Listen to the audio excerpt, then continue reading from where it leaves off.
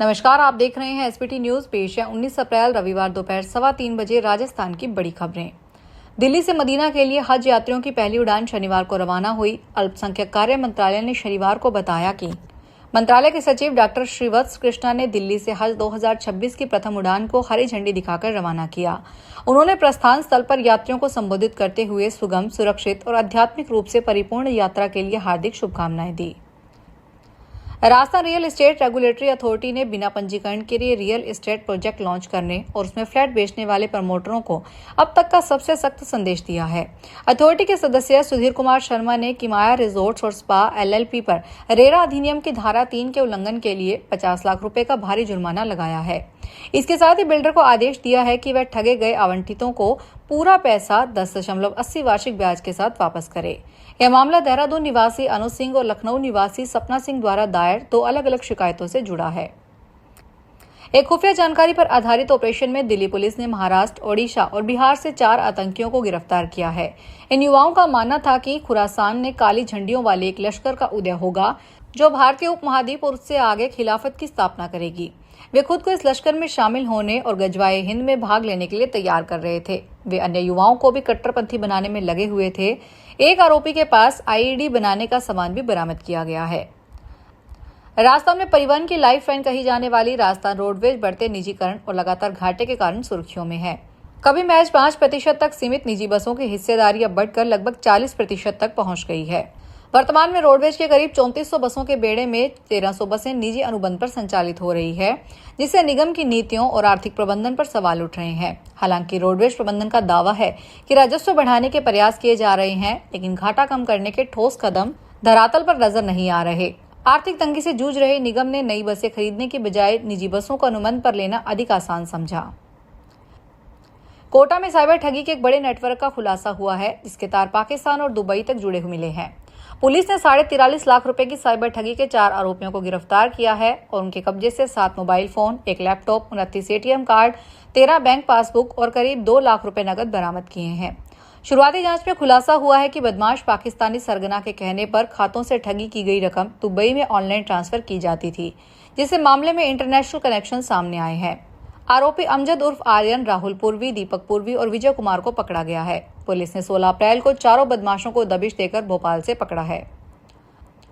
उदयपुर की प्रतिष्ठित शैक्षणिक संस्था भोपाल नोबल संस्था में विद्या प्रचारिणी सभा के प्रधान संरक्षक विश्वराज सिंह मेवाड़ की ओर से गठित एडहोक कमेटी और पूर्व कार्यकारिणी के बीच टकराव बढ़ता जा रहा है। एडहोक कमेटी के चेयरमैन समेत अन्य सदस्यों ने पूर्व कार्यकारिणी के पदाधिकारियों पर भ्रष्टाचार के कई आरोप लगाए हैं। उन्होंने कहा कि पदाधिकारियों ने फर्जी डिग्री से रिश्तेदारों को नौकरी, 25 करोड़ के जाली साइन से तुड़वाकर रुपए हड़पने समेत कई आरोप लगाए हैं। चेयरमैन डॉक्टर युवराज सिंह झाला ने मीडिया से बातचीत करते हुए कहा कि संस्थान के प्रधान संरक्षक और पूर्व राज परिवार सदस्य विश्वराज सिंह मेवाड़ का एकमात्र उद्देश्य सिस्टम में पारदर्शिता लाना और भ्रष्टाचार को खत्म करना है। राजस्थान में अलवर शहर के समीप बल्लाना गांव में शनिवार को बंदरों के उत्पात से टूटे बिजली के तारों की चपेट में आने से एक बालक झुलस गया। प्राप्त जानकारी के अनुसार बालक कायरब घर के आंगन में खेल रहा था, तभी घर की छत पर ऊपर से जा रहे बिजली के तारों को बंदरों ने तोड़ दिया, जिससे तार टूटकर बालक के पास गिरा। बालक ने बिजली के तारों को पकड़ लिया, इससे बालक गंभीर रूप से झुलस गया। डूंगरपुर के गढ़ी रेंज के डुडुका मकड़तोल वन क्षेत्र में जल स्रोत सूखने से वन्य जीवों पर संकट गहरा गया है। पानी की तलाश में वे अब गांवों की ओर रुख कर रहे हैं, जिससे मानव वन्य जीव टकराव का खतरा बढ़ गया है। वन क्षेत्र के अधिकांश पेयजल स्रोत सूखने लगे हैं।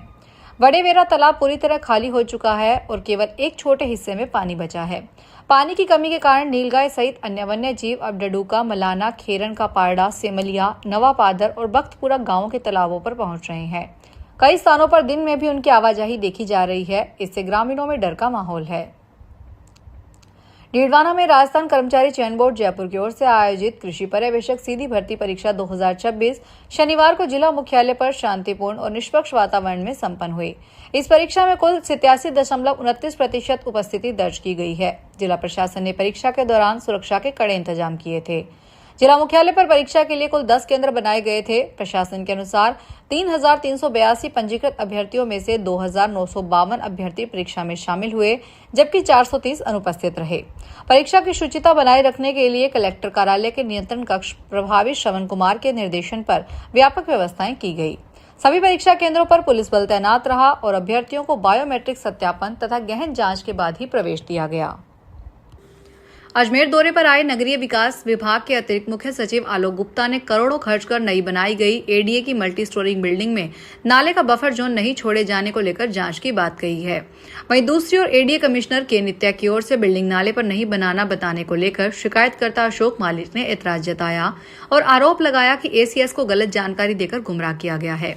शिकायतकर्ता ने एसीएस को भेजे पत्र में पूरे मामले की जानकारी दी। शिकायतकर्ता ने आरोप लगाया है कि एडीए के बाद अब अतिक्रमणियों ने नाले को खुर्द-बुर्द कर अतिक्रमण कर लिया। ऐसे में आने वाले बरसाती सीजन में लोगों की परेशानी बढ़ेगी। नारी शक्ति विधेयक रोकना महिलाओं का अपमान है। महिला आरक्षण बिल पर पूरे देश में सियासत गर्म है। इसी बीच राजस्थान सरकार की महिला व बाल विकास और पीडब्ल्यूडी राज्य मंत्री डॉक्टर मंजू बागमार शनिवार को सीकर जिले के खाटू श्याम जी पहुंची। यहां उन्होंने विश्व प्रसिद्ध खाटू श्याम बाबा के दर्शन किए, स्वास्तिक बनाया और मत्था टेक कर करीब 4 मिनट तक पूजा अर्चना की। राज्य मंत्री डॉक्टर बागमार ने बाबा श्याम के दर्शन कर देश और प्रदेश के सुख समृद्धि की प्रार्थना की। सेवक परिवार के इंद्र सिंह चौहान ने राज्य मंत्री डॉक्टर बागमार को श्याम दुपट्टा उठाकर व प्रतीक चिन्ह भेंट कर स्वागत किया। वहीं खाटू पहुंचने पर थानाधिकारी पवन चौबे और पटवारी रोहितास सेपट ने उनकी अगवानी की। सलूमर में 20 अप्रैल को हवाई हमले की मॉक ड्रिल आयोजित की जाएगी। केंद्र और राज्य सरकारों के निर्देश पर यह अभ्यास नागरिकों के आपातकालीन सुरक्षा तैयारियों का आकलन करने के लिए है। मॉक ड्रिल शाम 8 बजे से 8:10 तक जिला परिवहन कार्यालय परिसर में होगी। इस दौरान पूरे क्षेत्र में सायरन बजाया जाएगा और ब्लैकआउट किया जाएगा, जिसको लेकर अतिरिक्त जिला कलेक्टर डॉक्टर दिनेश राय सापेलक की अध्यक्षता में जिला कलेक्ट्रेट सभागार में आज एक बैठक हुई, जिसमें सभी विभागों को अलर्ट मोड पर रहने के निर्देश दिए गए।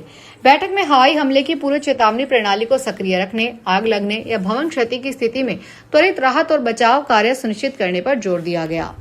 फिलहाल खास खबरों में इतना ही। ताजा खबरों की जानकारी के लिए देखते रहिए एसपीटी न्यूज। धन्यवाद। अगर आप भी अपने आसपास की छोटी बड़ी और महत्वपूर्ण खबरों से अपडेट रहना चाहते हैं तो सब्सक्राइब कीजिए हमारे चैनल एसपीटी न्यूज को और प्रेस कीजिए बेल आइकन पर।